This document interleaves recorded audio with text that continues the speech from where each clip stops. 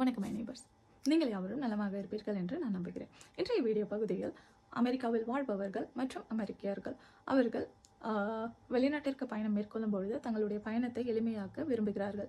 அப்படி அவர்கள் எளிமையாக்கும் ஒரு விஷயத்தை உங்களுடன் பகிர்ந்து கொள்ள ஆசைப்படுகிறேன். அமெரிக்காவின் விமான நிலையங்களில் 2 விதமான செக்யூரிட்டி ப்ராசஸ் உள்ளது. ஒன்று முழு செக்யூரிட்டி ப்ராசஸை நீங்கள் கடந்து செல்ல வேண்டும். மற்றொன்று ப்ரீ செக் எனப்படும் TSA ப்ரீ செக் எனப்படும் ஒரு செக்யூரிட்டி ஸ்க்ரீனிங் ப்ராசஸ். அந்த TSA pre check transportation security administration எனப்படும். இவற்றை நீங்கள் உங்கள் பயணங்களை மேற்கொள்வதற்கு முன்பாக 2 அல்லது 3 மாதங்கள் நீங்கள் இருக்கும் பகுதியின் அருகாமையில் இதன் அலுவலகங்கள் காணப்படும். நீங்கள் அங்கு சென்று அதற்கான அப்பாயின்மெண்ட் நீங்கள் ஆன்லைன் மூலமும் பெற்றுக்கொள்ளலாம் அல்லது நீங்கள் நேரடியாகவும் அவர்களை சென்று பார்க்கலாம். அங்கு அவர்களுக்கு தேவையான நீங்கள் தகவல்களை தருவீர்களானால் உங்களுக்கான TSA ப்ரீ செக்கின் காரியங்களை அவர்கள் செய்து கொடுப்பார்கள். 1 அல்லது 2 மாதங்கள் என்று குறிப்பிடுகிறார்கள். ஆனால் நீங்கள் 2 அல்லது 3 மாதங்களுக்கு முன்பாக நீங்கள் பயணம் மேற்கொள்வதற்கு முன்பாக இதை செய்யுங்கள்.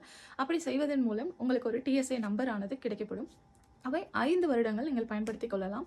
அதற்கு ஒரு $80 நீங்கள் செலவிட வேண்டி இருக்கும். அவ்வளவுதான். அப்படி நீங்கள் செய்வதன் மூலம் அமெரிக்காவின் விமான நிலையத்தில் நீங்கள் உள் வருவதற்கும் அமெரிக்காவிலிருந்து வெளியில் செல்வதற்கும் செக்யூரிட்டி ஸ்க்ரீனிங் ஆனது மிகவும் எளிமையாக உங்களால் செய்து நீங்கள் கடந்து வர முடியும். அது உங்களுக்கு உதவியாக இருக்கும். இந்த TSA ப்ரீ செக் ஆனது உங்களுடைய பேக்ரவுண்ட் செக்கிங், நீங்கள் எப்படிப்பட்டவர்கள் உங்களை நம்பி இந்த செக்யூரிட்டி ப்ராசஸை கடந்து செல்ல அனுமதிக்கலாமா என்பதுதான் அதன் முக்கிய குறிக்கோள். நீங்கள் இதை பயன்படுத்தி இருந்தால் அதையும் பகிர்ந்து கொள்ளுங்கள். இது எனக்கு புது அனுபவமாக இருந்தது. அதை நான் உங்களுடன் பகிர்ந்து கொள்கிறேன்.